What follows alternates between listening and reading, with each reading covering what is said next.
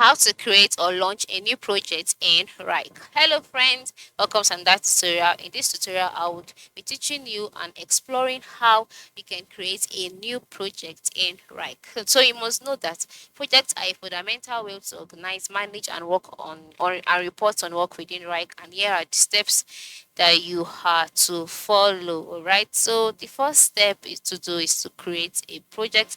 And then how can you create a project? You can create a project in various ways. The first way or the major way is by after is to log in into your account, of course. And then once you're logged in, you can see your inbox showcasing the recent things, information that you've done on Wrike. And then the next thing is to move to the left side of the screen. By the left side of the screen, you can see some options. You can see search, inbox, more, personal, space overview, tools, meeting board, projects, and folders. So once you can see this, just click on the plus icon. All right. Okay. Or you can just click on create project or folder this way. And once you clicked on that, you can see a box will be displayed in the middle of the screen asking you for the project name.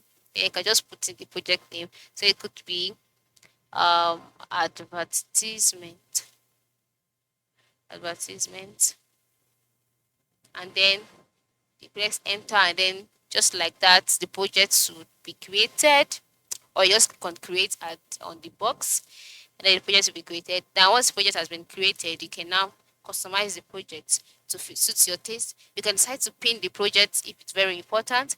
You can decide to check out the info about the project. You can also add other things that pertain to your work. As you can see, this is the view. You can add different views. You can check out, you can add different items. You can assign people to the project status. You can see, very, very cool. So ensure you try this out, all right? Thanks for watching and have a good day.